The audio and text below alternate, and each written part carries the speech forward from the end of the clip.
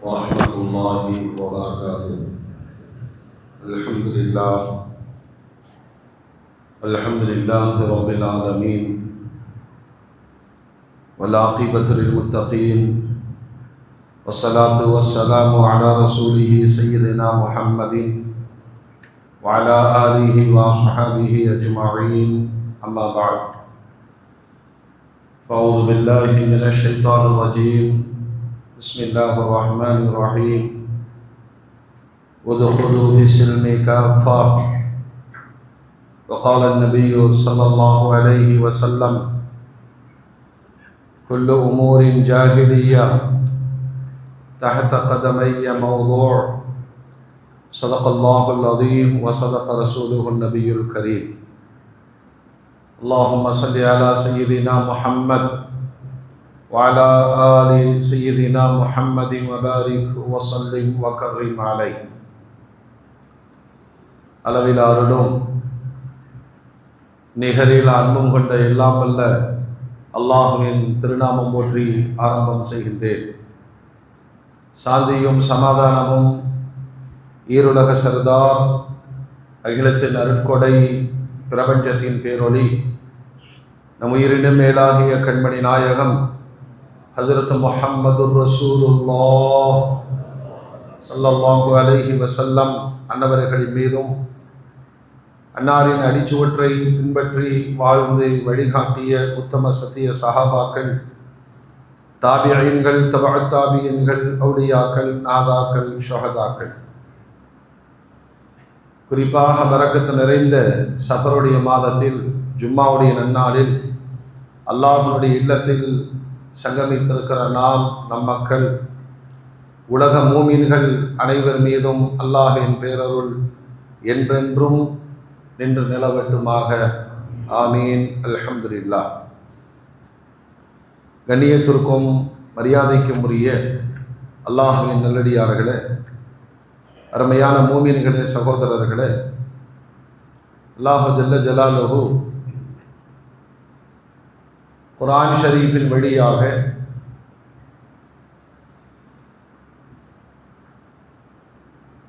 ஒரு வசனத்தை அல்லாஹ் பதிவு செய்கிறான். உதுகுலு ஃபிஸ் சில்மி காஃபா.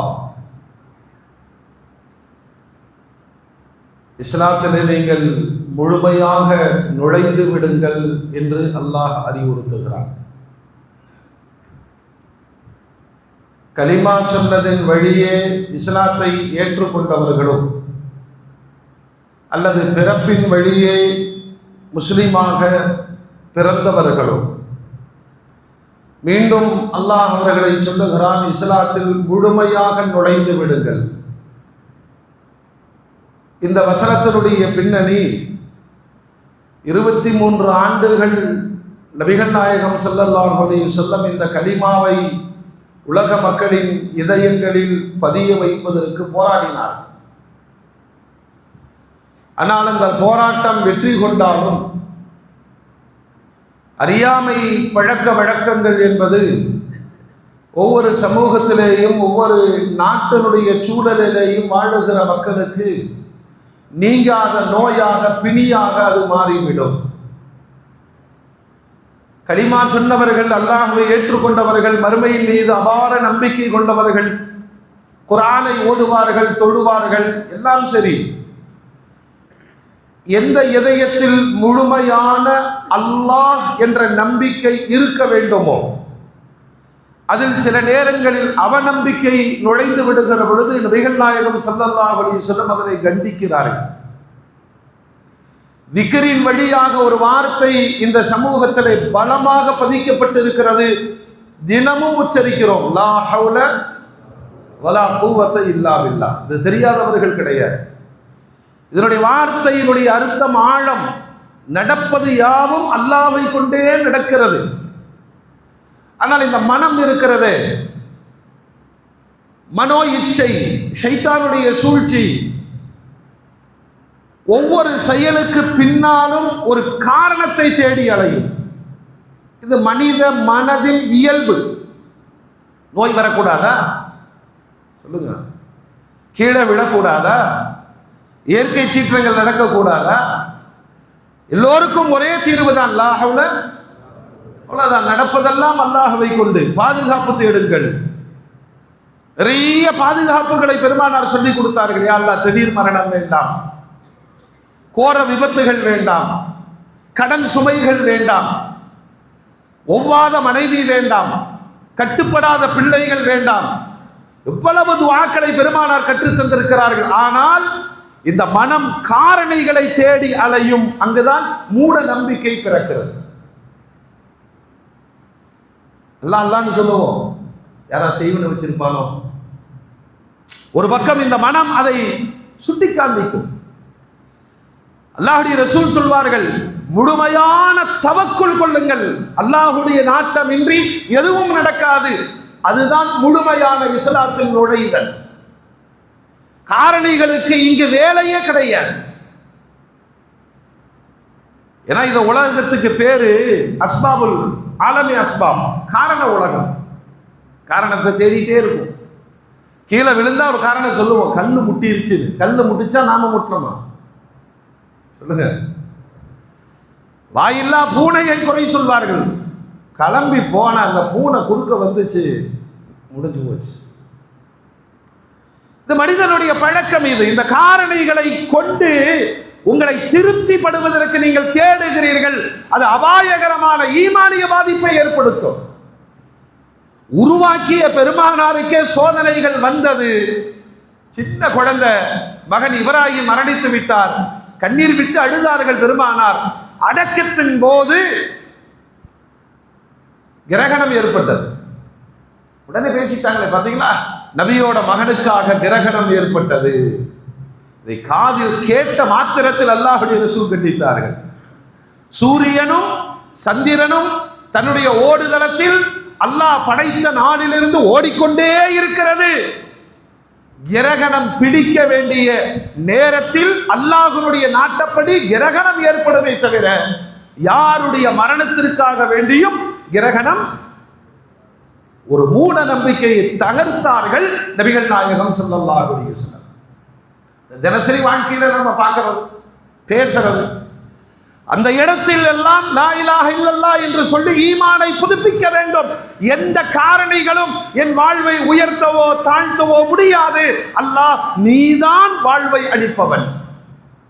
குர்ஆன் அதுதான் சொல்லுது, முழுமையா இஸ்லாத்துக்குள்ள வந்துரு. பெருமானார் எந்த இஸ்லாத்தை போதித்தார்களோ, சஹாபாக்கள் எந்த இஸ்லாத்தை ஏற்றுக்கொண்டார்களோ, நல்லா வியாபாரம் போயிட்டு இருந்துச்சுங்க. மாவு விற்றால் காற்றடிக்கிறது, உப்பு விற்றா மழை பெய்கிறது. உன்னுடைய நசீபு, எல்லாம் நல்ல நசீபை கொடு. முடிந்தது முடிந்தது. நான் எதை தொட்டாலும் விளங்க மாட்டேங்குது. நீ யோசிக்க வேண்டியது என்ன தெரியுமா? நான் என் ரப்புக்கு எதிராக என்ன பாவம் செய்தேன், அல்லாஹ் என்னை சோதிக்கிறான். அவ்வளவுதான். நீங்கள் காரணிகளை தேடி கண்டுபிடித்தால் அதற்கென்று ஒரு கூட்டம் இருக்கிறது. உடனே கட்டுக்கட்டா ஊத்து விடும். உங்க அம்மா பேர் என்ன, அத்தா பேர் என்ன, உங்க வீடு கிழக்க பார்த்துருக்கா மேற்க பார்த்துருக்கா, இந்த வாசப்படியை மாற்றி வச்சீங்கன்னா நீங்க ஓஹோன்னு வந்துருவீங்க. அதில் மாட்டி வறுமையை ஏற்றுக்கொண்ட நிறைய மனிதர்கள் சமூகத்தில் இருக்கிறார்.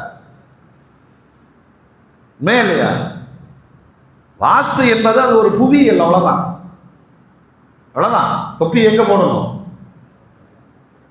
தொப்பி எங்க போடணும்? தலையில தான் போடணும். செருப்ப ஆமா, அது ஒரு பூமியினுடைய அமைப்பு.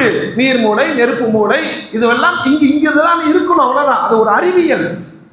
அதனால் இது நடக்கும் என்ற நம்பிக்கை ஈமானை காவு வாங்கிவிடும்.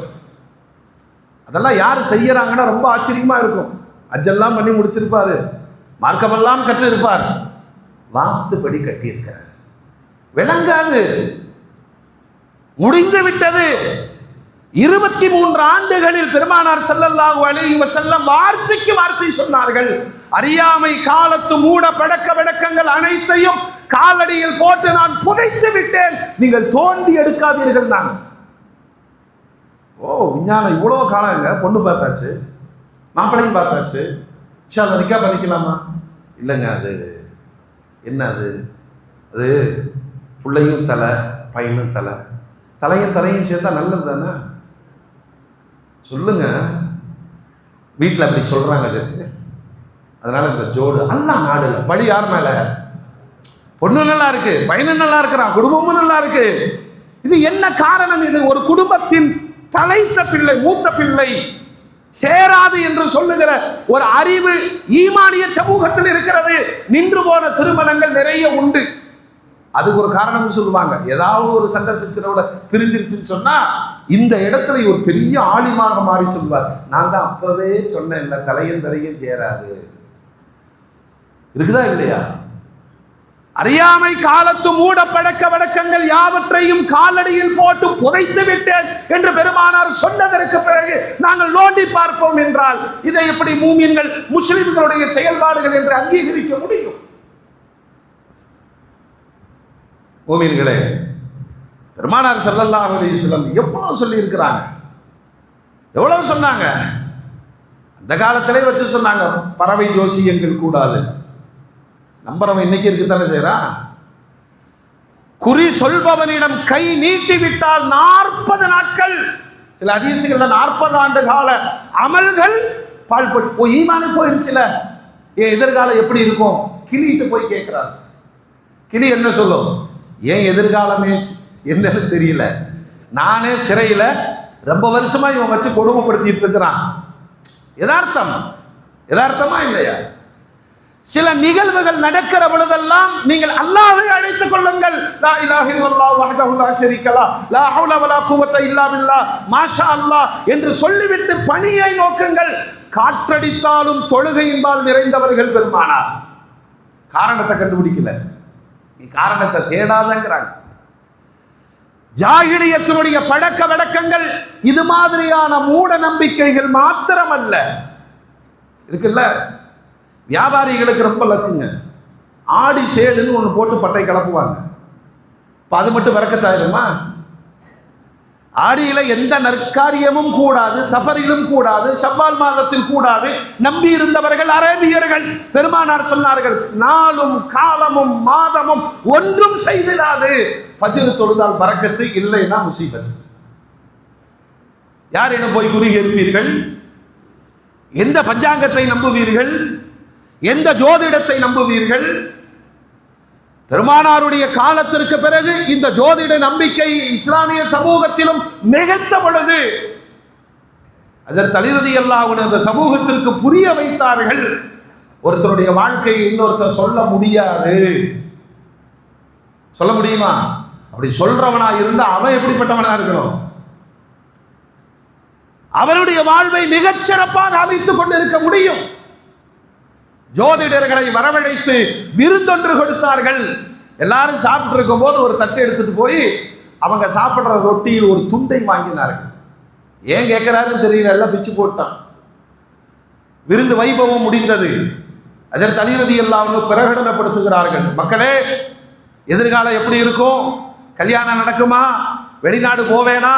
குழந்தை பிறக்குமா? சொந்த வீடு கட்டுவேனா? இப்படியெல்லாம் ஜோதிடக்காரர்களை நம்பி குறி கேட்கிறீர்களே, அந்த ஜோதிடர்கள் எவ்வளவு வல்லுநர்கள் என்பதை நான் நிரூபிக்கிறேன். எல்லாம் எந்திரிச்சு வந்து அவங்கவுங்க பிச்சு போட்ட ரொட்டி துண்டை எடுத்து தாருங்கள். நாங்க முடிஞ்சது. ஜோசியக்காரன் கண்ணில் பார்த்து கையில் பிச்சு போட்ட ரொட்டி துண்டை எதுன்னு தெரியலங்க, எதுன்னு தெரியல. கண்ணில் பார்த்து கையால் பிச்சு போட்ட ரொட்டி துண்டை எடுத்து தர முடியாத பலகீனமான மூடர்கள். இவன் வெளிநாடு போவான், 28 வயசுல ஓஹோன்னு இருப்பான். எப்படி சொல்ல முடியும்? அது ஈமானை பாதிக்கும். குர்ஆன் தான் சொல்லுது, முழுமையாக இஸ்லாத்தில் நுழைந்து விடுங்கள், உங்களுடைய கணிப்புகள் பொய்த்து போய்விடும். இந்த கல்யாணத்துக்கு என்ன எத்தனை பொருத்தம்? 10 பொருத்தம். பார்த்ததெல்லாம் பைத்தியமா சுத்திட்டு இருக்கு. ஆமா, அல்லாஹ்வுடைய நாட்டம் சிறப்பாய் வாழ்வார்கள். நம்பினோர் வாழ்வு மிகச் சிறப்பாக இருக்கிறது. அது எப்படி 10 பொருத்தத்தை நீ எப்படி பார்ப்போம்? நானே பொருத்தமில்லாத வாழ்வை வாழுகிறேன். வார்த்தைக்கு வார்த்தை எல்லா வீட்லையும் சொல்லுங்க. ஒன்றை போய் கட்டிட்டு வந்த பாரு, அந்த அம்மா திரும்பி சொல்லுங்க, ஒன்றை கட்டி வச்சாங்க பாரு. 2 பொருத்தம் இல்லாம பொருந்தி போயிட்டு இருக்கா இல்லையா? அல்லாஹ்வுடைய ரசூல் சொன்னார்கள், மனவாழ்விலும் கூட இது மாதிரியான மூட நம்பிக்கைகளை நுழைத்துக் கொள்ளாதீர்கள். நிறைய இருக்கு. 5வது பொட்டப்புள்ள ஆகாது இருக்கா? இதெல்லாம் பொம்பளைங்க மசாயில். அவனை திட்டம் போதே அப்பவே எனக்கு தெரியும் 5வது தானே உருப்பட மாட்டான். அவன் ஐஏஎஸ் எழுதி கலெக்டர் ஆகிட்டான், என்ன பண்ண முடியும்? நிறைய மூட நம்பிக்கைகள், பகுத்தறிவுக்கு ஒவ்வாத செய்திகளை நபிகள் நாயகம் ஸல்லல்லாஹு அலைஹி வஸல்லம் தன்னுடைய பாதடியில் போட்டு புதைத்து வைத்ததை இந்த சமூகத்திற்கு சொல்லி காண்பித்தார்கள். சில கொடூரமான பழக்கங்கள்லாம் இருந்துச்சு. அந்த காலத்தில் திருமணம் முடித்து ஏதாவது விவாகரத்து ஏற்பட்டு விட்டால் அந்த மனைவி இறந்து விட்டால் விதவை பெண் என்ன தெரியுமா செய்வாங்க? கபரில் போய் ஒரு ஒட்டகத்தை கட்டி வச்சிருவாங்க. அதற்கு உணவும் தரமாட்டான், அதை சுதந்திரமாகவும் விடவும் மாட்டான். ஏண்டா இப்படி பண்ணீங்க? ஒரு விதவை பெண்ணாக மரணித்து விட்டால் இப்படி ஒரு ஒட்டகை உயிர் பலி கொடுத்தால் சிராத்து முஸ்தகீம் பாலத்தில் அது வாகனமாக பயன்படும். எவ்வளவு மூட நம்பிக்கை! மிக பாரதூரமான அறிவுக்கு அப்பாற்பட்ட நிறைய செய்திகளை நுழைத்து வைத்திருந்தார்கள். அல்லாஹு அக்பர். பெருமானார் ஸல்லல்லாஹு அலைஹி வஸல்லம் அது அனைத்தையும் உடைத்தெறிந்து, அந்த பழக்க வழக்கம் மட்டுமல்ல, அது ஈமானை பாதிக்கும், அது ஈமான பாதிக்கும். வியாபாரிகளுக்கு பெருமானார் சொன்னாங்க, அல்லாஹ்வை நம்பு, லாபத்தை தரவன் யாரு? ஒருபோதும் நல்ல தானியங்களையும் தரம் குறைந்த தானியங்களையும் கலந்து வைத்து விட்டு, இன்னைக்கு வியாபார ட்ரிக்ஸ், இப்படி மேலால பார்க்கறதெல்லாம் பல பலன் இருக்கும். ஃபர்ஸ்ட் பீஸு நல்லா இருக்கும், சாம்பிள் பீஸு செமையா இருக்கும், வாங்கிட்டு போனால் வீட்டில் சமைச்சுக்கிட்டே இருப்பாங்க. எதிலும் நீங்கள், ஏன்னா இதுக்கு அத்தனை காரணம் என்ன தெரியுமா? ஏதாவது ஒரு வழியில் நான் சம்பாதித்து விடுவேன்னா நீ அல்லாஹ்ட்ட போட்டி போடுறான்னு அர்த்தம். ரிஸ்கை தருபவன் யார்? அல்லாஹ் தான். அப்படியே ஒரு ஏக்கரா வாங்கி ஒரு 1/4 ஏக்கரை புறம்போக்கையும் சேர்த்தி புறம்போக்கு செய்கிற வேலை இது. அங்கே துவா ஓதுறான், யா அல்லாஹ் சைட்டில் பறக்கத்து செய்யு.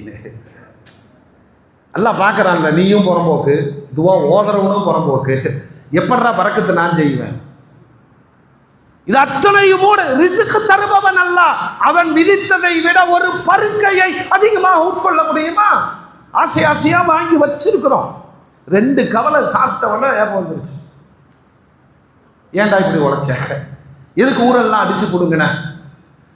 நம்பிக்கைகள் முழுக்க முழுக்க காரணங்களை நோக்கி நகருகிற பொழுதெல்லாம் நீங்கள் அல்லாஹ்வை விட்டும் தூரமாகிறீர்கள். ஏங்க தும்மனா அல்ஹம்துலில்லாஹ், சாப்பிட்டா அல்ஹம்துலில்லாஹ், மலஞ்சலம் கழித்தால் அல்ஹம்துலில்லாஹ், சதாவும் உங்களுடைய ஈமானை நீங்கள் புதுப்பித்துக் கொண்டே இருங்கள். மூட நம்பிக்கைகளின்பால் ஒரு நேரமும் கவிழ்ந்து விட வேண்டாம். எல்லாத்திலையும் சொன்னாங்கல்ல, பெருமானார் ஸல்லல்லாஹு அலைஹி வஸல்லம் சமூகத்தில் ஏற்பட்டிருந்த மூட நம்பிக்கைகளை முழுமையாக உடைத்தெறிந்து சகனம் பார்க்கறது. இருக்காங்களா இல்லையா? என்ன இப்போ கம்ப்யூட்டரில் பார்க்குறாங்க, வேற ஒன்றும் இல்லை. பண்டைய சமுதாயங்கள் மூசா அலைஹிஸ்ஸலாத்தை பார்த்து சொன்னது, நீங்க வந்த நேரம் சரியில்லை, உங்களுடைய வரவு கெட்ட சகுனமாக கருதுகிறோம். இதெல்லாம் சமூகத்தில் இருக்கு. காலு தய்யரனா மஅக் கால தாயிர்க்கும் இன்தல்லாஹ். அவர் சொன்னாரு, நல்லவன் கெட்டவன் நல்ல நேரம் சகுனம் இது அத்துணையும் அல்லாஹ்விடமிருந்து வரக்கூடியது, நீங்க தீர்மானிக்க முடியாது. வந்த நேரமே சரியில்லை, இந்த புள்ள வந்த நேரமே. எத்தனை குடும்பங்களில் அல்லாஹ் அக்பர், இந்த குழந்தை பாக்கியத்தை இன்னையும் காரணிகளை நம்பி அதிர்ச்சியான ஒரு ரிப்போர்ட் கொடுத்துருக்கிறான். குழந்தை இல்லை அப்படின்னு அடுத்த கட்டத்துக்கு இந்த செயற்கை கருத்தரித்தல், அதுக்கு ஒரு ரிப்போர்ட் வந்திருக்கு. ரோடோரங்களில் படுத்து கிடத்திருக்கிற பிச்சைக்காரர்களை அழைத்து விந்து தானம் பெற்று அதுவே இங்கு செலுத்தப்படுகிறது.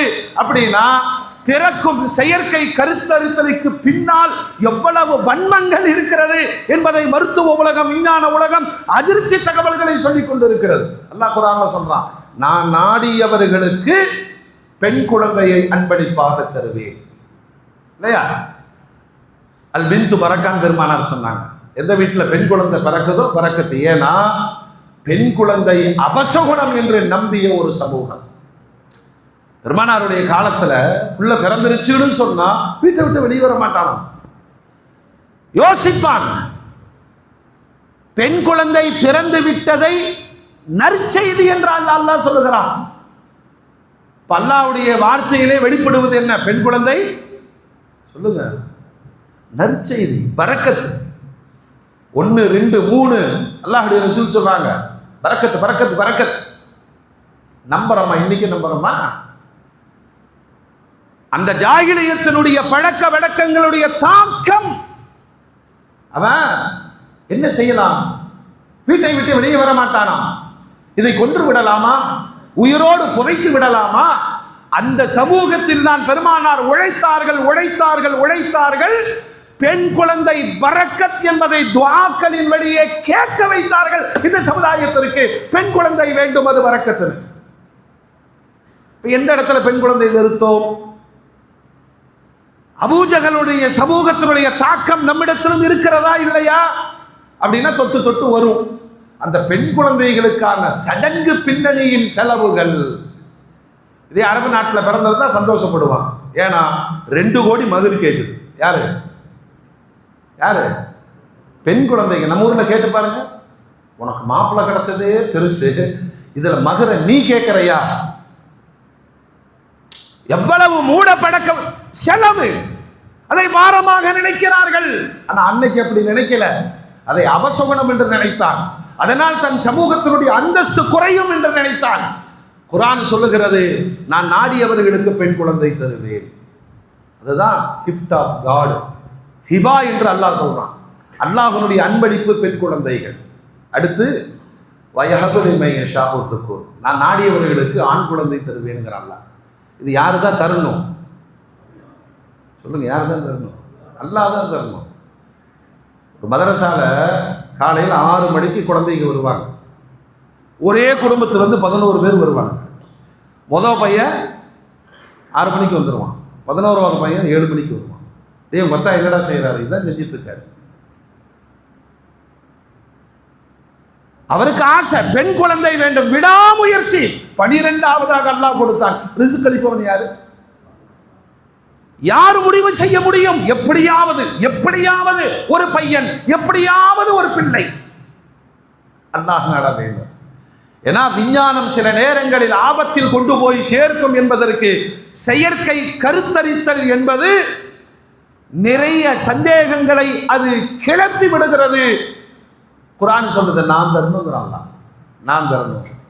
இன்னொரு வசனத்தை இந்த ஆயத்தினுடைய தொடரில் சொல்லுகிற ரப்புல் ஆலமீன் ஒரு மிகப்பெரிய மூட நம்பிக்கையை, ஒரு வழியை அல்லாஹ் உடைக்கிறான். அந்த வசனத்துல கடைசியில சொல்றான், வயஜஅலு மன் யஷாஉ அகீமா, நான் நாடியவர்களை மலட்டுத்தனம் உடையவர்களாக ஆக்குவேன். யார் ஆக்குவா? யார் ஆக்குவா? ஆண் பெண் இருபாலருக்கும் மலட்டுத்தன்மை சொல்லுங்க ஏற்படுமா இல்லையா? ஒரு 10 வருஷம் 20 வருஷத்துக்கு முன்னாடிலாம் அந்த பெண்களையே சார்ஜ் செய்வாங்க. மலடி மலடி மலடி. இப்பத்த பிள்ளைங்க டெஸ்ட்டுக்கு வாங்க கூப்பிட்டுறாங்க. மலடியா மலடனா? குறை இருக்கலாம், அதுவும் அல்லாஹ்வுடைய நாட்டமே. அவர்களுக்கு மன ஆறுதலுக்கு பெருமானார் சொல்லுவார்கள், எத்தீம்களை எடுத்து வளர்த்துங்க, அனாதைகளுக்கு ஆதரவு தாருங்கள். சுபஹானல்லாஹ். எந்த விஷயத்திலேயும் மூட நம்பிக்கையை உள்ளே நீங்கள் நுழைத்து விடாதீர்கள். அல்லாஹ் பாதுகாக்க வேண்டும். இந்த காலத்திலேயும் குழந்தைகளுக்காக குஃப்ருடைய ஷிர்குடைய இடங்களில் போய் நிற்கிற பெண்களை பார்க்க முடிகிறது. நடந்துருமா? ஈமான் பறிபோய்விடும், இஸ்லாம் வெளியேறிவிடும். அதைத்தானே அல்லாஹ்வுடைய ரசூல் சொல்லுகிறார்கள், எந்த இடத்திலும் அல்லாஹ்வுடைய நம்பிக்கையை தகர்க்கிற அந்த பலகீனங்கள் உங்களிடம் ஏற்படாமல் பார்த்துக் கொள்ளுங்கள்.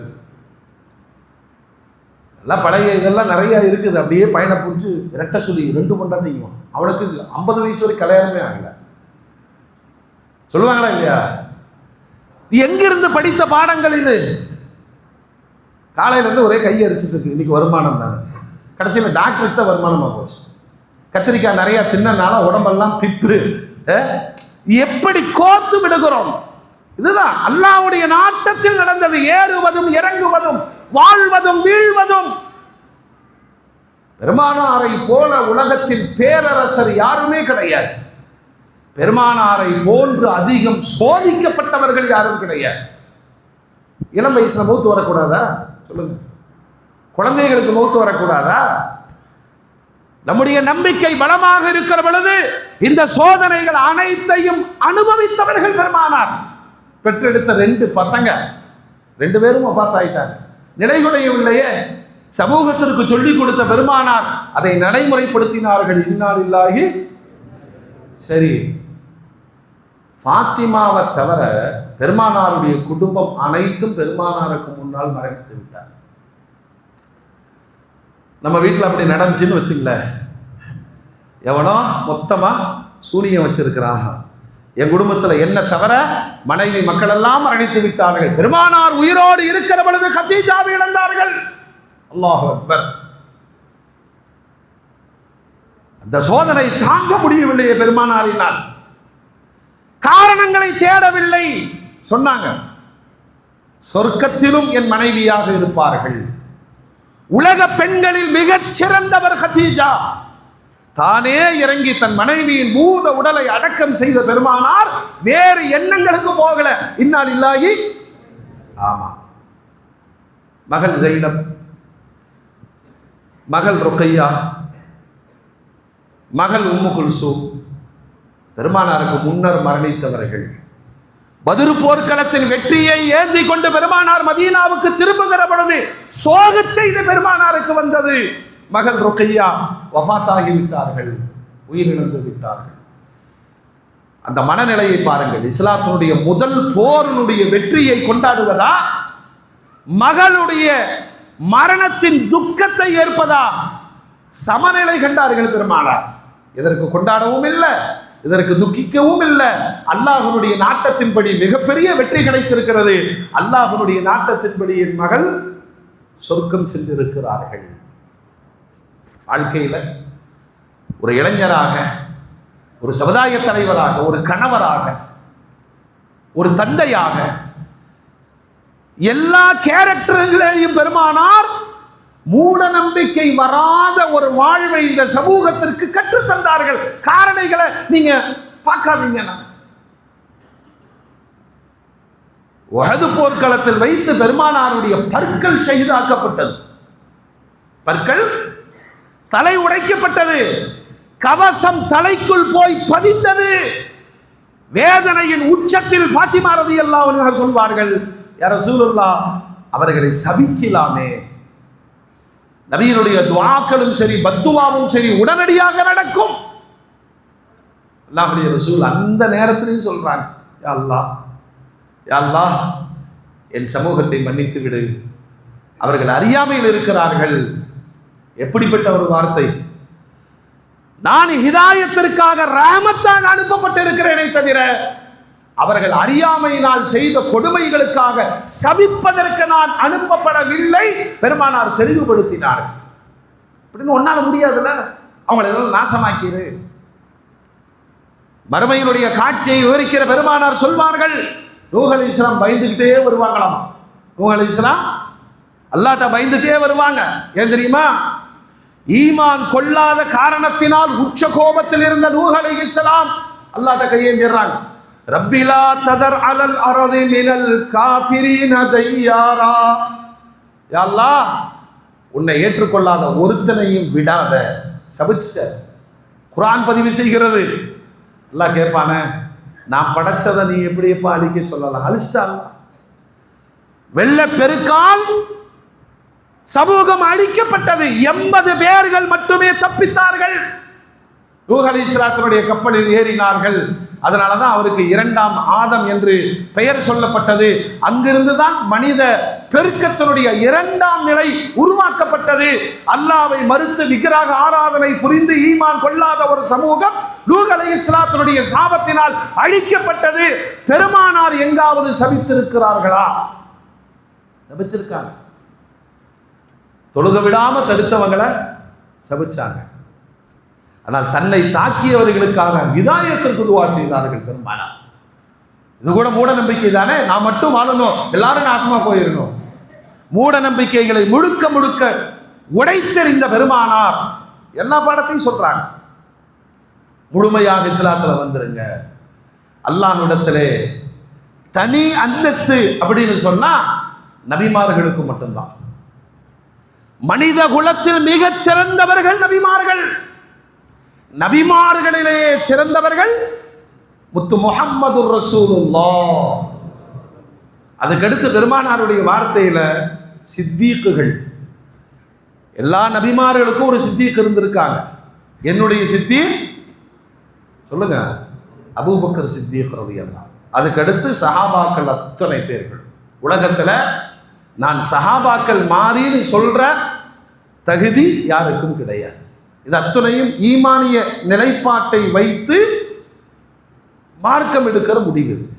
அதுக்கு அடுத்த சமூகத்தில் யாரும் எந்த அடையாளங்களை கொண்டும் அல்லாஹ்விடத்தில் அந்தஸ்து பெற முடியாது. குர்ஆன் அல்லாஹ் சொல்றான், யா அய்யுஹன்னாஸ் இன்னா ஹலக்னாகும் மின் ذكرٍ وأنثى, ஆணாக பெண்ணாக படைத்தது நான் தான்.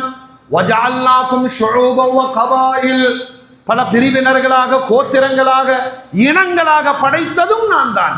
பல நாட்டு மக்கள், பல நிறமுடையவர்கள், பல மொழி பேசக்கூடியவர்கள், 7000 மொழி ஆதம் அலைஹிஸ்ஸலாத்திற்கு தெரிந்தது. இந்தியாவில் 29 மொழிகள் பேசப்படுகிறது. இதுல யார் உயர்ந்தவர் யார் தாழ்ந்தவர்? இதுவும் மூட நம்பிக்கையினுடைய வெளிப்பாடு.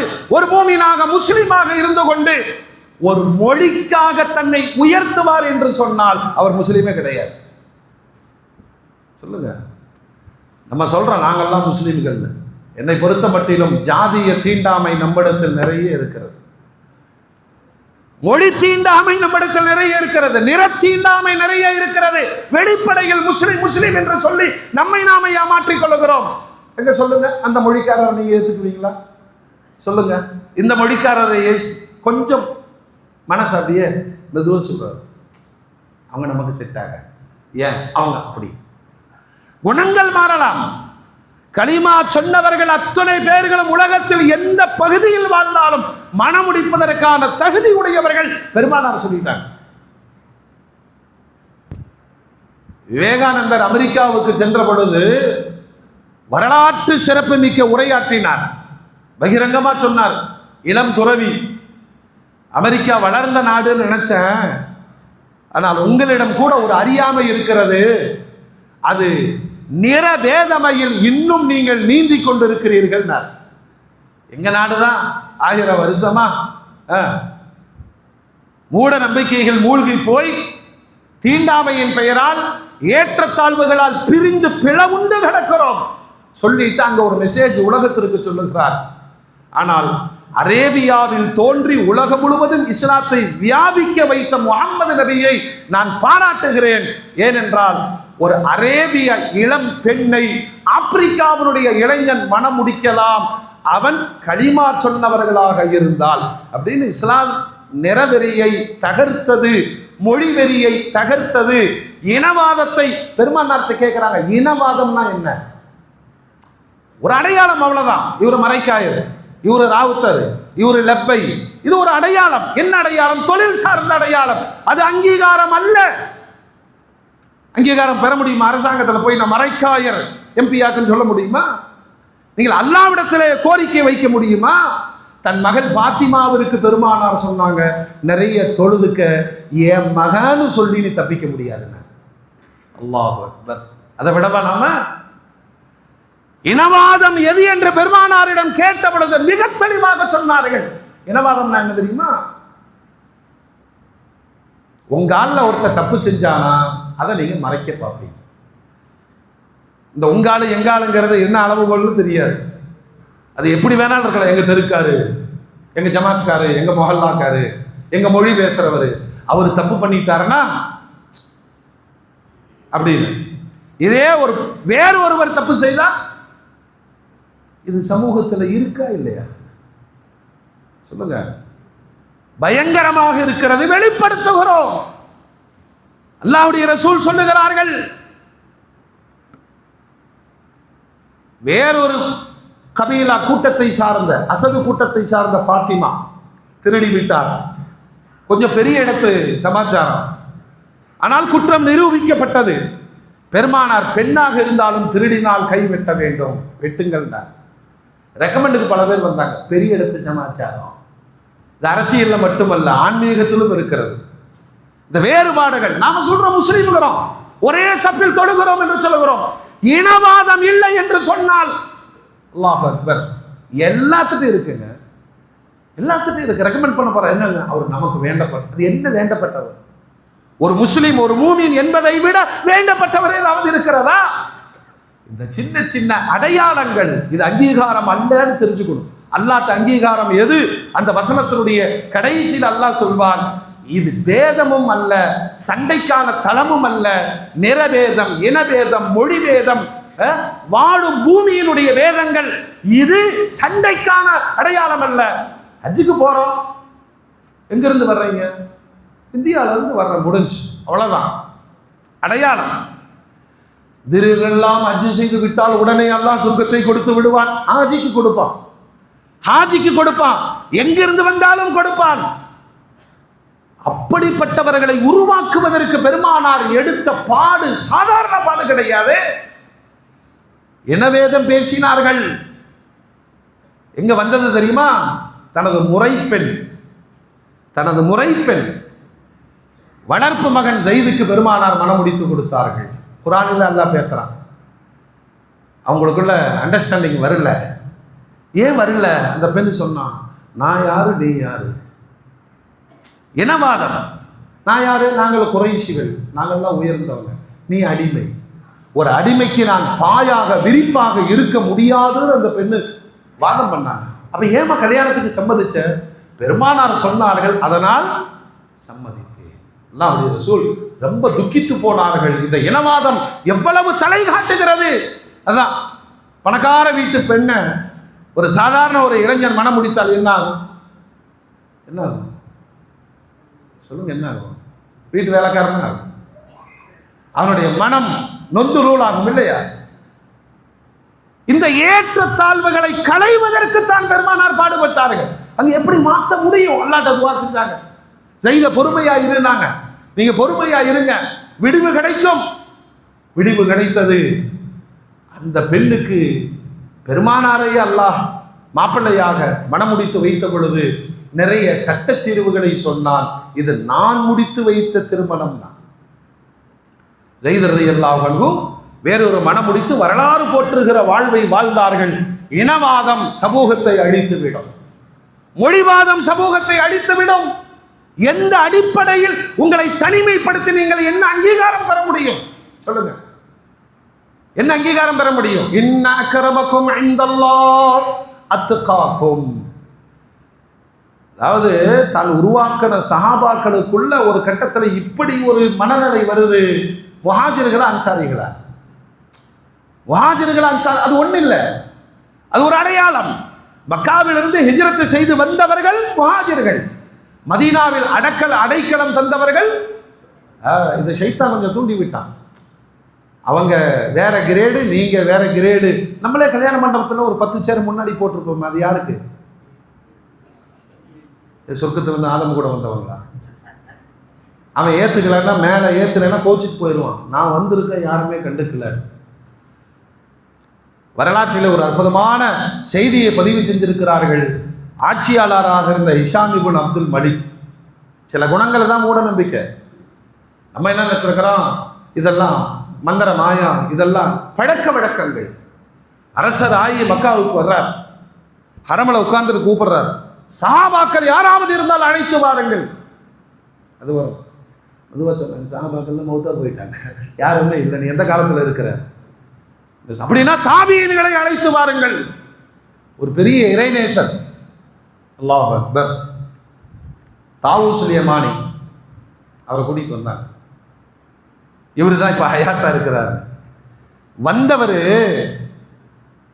யாரு? ஜனாதிபதி இருக்காரு. இவருக்கு அதெல்லாம் தெரியல. நேரம் வந்தார்.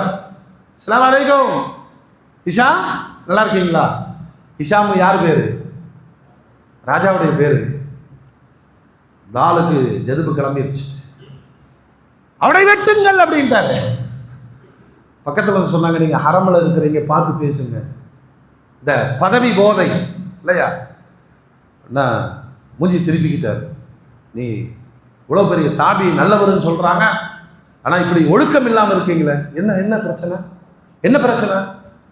வந்தீங்க என்ன அமீருல் மூமினீன் ஜனாதிபதியேன்னு கூப்பிடணும், பேர் சொல்லி கூப்பிடுறீங்க, என் முன்னாடியே செருப்பை கழட்டுறீங்க, என் பக்கத்துல வந்து உட்கார்றீங்க. ஓ, இதுதான் உனக்கு பிரச்சனையா? நீ மனநோயால் பாதிக்கப்பட்டு இருக்கிறாய் சொன்னாங்க. எவ்வளவு அற்புதமான பதில் பாருங்க. இந்த மனநோயால் நிறைய கல்யாணத்துலங்க என்னை கண்டுக்கலான்னு கோச்சுட்டு வந்துருவான். பசி யாருக்கு? அசர் வரைக்கும் துடிச்சிட்டு கிடப்பான், சாப்பிட்டு வந்திருக்கலாமே. இது ஒரு விதமான மூட நம்பிக்கை. ஏன் உன்னை மதிக்க வேண்டும்? எதுக்கு மதிக்கணும்? குர்ஆன்ல அல்லாஹ் சொல்றான், வலில்லாஹில் இஸ்ஸத்து வலி ரசூலிஹி வலில் முஃமினீன். கண்ணியம் அல்லாஹ்வுக்கும் ரசூலுக்கும் மூமின்களுக்கும். நீ மூமினா இருந்தேனா அல்லாஹ் அந்த கண்ணியத்தை கொடுப்பான். கண்ணியத்தை கிரியேட் பண்ணனா நீ தான் கேவலப்படும். அவர் சொன்னாரு, உனக்கு இதுதான் பிரச்சனையா? உன் பேர் என்ன? ஹிஷாமு. நான் ஹிஷாமு தானே கூப்பிட்டேன். குர்ஆன்ல நபிமார்களை அல்லாஹ் தாவூதுன்னு கூப்பிடுறான், சுலைமான்னு கூப்பிடுறான், ஈசான்னு கூப்பிடுறான், முஹம்மதுன்னு கூப்பிடுறான். வச்ச பேரு கூப்பிடுறதுக்கு தானே. உன் பேரை சொன்னா ஏன் கோபம் வருது? அடுத்து சொன்னார், அமீருல் மூமினீன் ஜனாதிபதியை கூப்பிடணும். உன்னை ஜனாதிபதியை நான் ஏத்துக்கலையே. நம்ம பல பேர் இன்னமும் உன்னை இன்னும் நாங்க பிரதமராகவே ஏத்துக்கலையே, இருக்கா இல்லையா? ஜனாதிபதியா ஏத்துக்கலையே, அப்ப எப்படி நான் அமீருல் மூமினீன் கூப்பிடுவேன்? மூணாவது, உன் முன்னாடி செருப்பு கழட்டி விட்டது உனக்கு ஸ்டேட்டஸ் பிரச்சனைன்னு சொன்னைய. என் ரப்ப தொழுகும் போது அவனுக்கு முன்னாடி கழட்டி விட்டு தானே தொழுகிறேன். செருப்பை எங்க கழட்டி விடுறோம்? வெளியில கிடக்குது இல்லையா? என் ரப்பை நான் வணங்குகிற பொழுது செருப்பை கழட்டி நான் மரியாதை செய்கிறேன். நான் செருப்பை கழட்டினதே உனக்கு மரியாதை தான். உன் பக்கத்துல கழட்டுறேன்னு சொன்னா என் ரப்பே கோபித்துக் கொள்ளாத பொழுது உன்ன மாதிரி முட்டாள் கோவிச்சுக்கிறதுக்கு நான் என்ன பண்ண முடியும்? பாடம் நடத்தியவர்கள் தாபியீன்கள். இந்த மனநோயில நிறைய, இது ஒரு மூட நம்பிக்கை தானே. எல்லாரும் என்ன கண்டா மதிக்கணும். அப்புறம் என் பக்கத்துல உட்கார்ற, ஏன் உன் பக்கத்துல உட்கார்ந்தா என்னப்பா? நீங்க பாருங்க, இவ்வளவு மூமின்கள் முஸ்லீம் நம்ம பேசுறோம், சில பேர் உட்கார்ந்தா நம்ம எந்திரிச்சிடும். என்ன இவன் வந்து இங்க உட்கார்றான்? இந்த தனி சேர் போடுறதே தப்பு. தீண்டாமை உள்ளே இருக்கிறது. அவங்க எல்லாம் சபையில எப்படி? அப்படித்தானே குறைஷிகள் கேட்டார்கள். நாங்க ஸ்டேட்டஸ் ஆனவங்க, நாங்க வரும் பொழுது உங்களை சுத்தி பிலால் இருக்கிறார், சுஹைப் இருக்கிறார், இவர்கள் எல்லாம் அடிமை வர்க்கம், இவர்களுக்கு ஈக்குவலா நாங்க உட்கார்றதா? அல்லாஹ்வுடைய ரசூலை உடனே பாடம் நடத்தினான். அபஸவத்தவல்லா அன்ஜாஹுல்லாமா. மனசுக்குள்ள இது மட்டும் வர விட்டுறக்கூடாது, நான் உயர்ந்தவன். அல்லாஹ். அப்ப எப்படி? அப்படி பார்த்தா பள்ளிவாசல்ல எவ்வளவு விஐபி சேர் போட வேண்டியது வரும். நீங்கள் எப்படிப்பட்டவர்களாக இருந்தாலும் முசல்லாவிலே வந்து நிற்கிற பொழுது, பள்ளிவாசலுக்கு முன்னாடி யாசகம் கேட்டுட்டு இருப்பான், ஜும்மால 3வது சஃப்ல நிற்பான். உன்னால என்ன பண்ண முடியும்? யாசகம் கேட்பவனும் யாசகம் போடுபவனும் சமத்துவம் என்பதை இது ஒரு நோய்.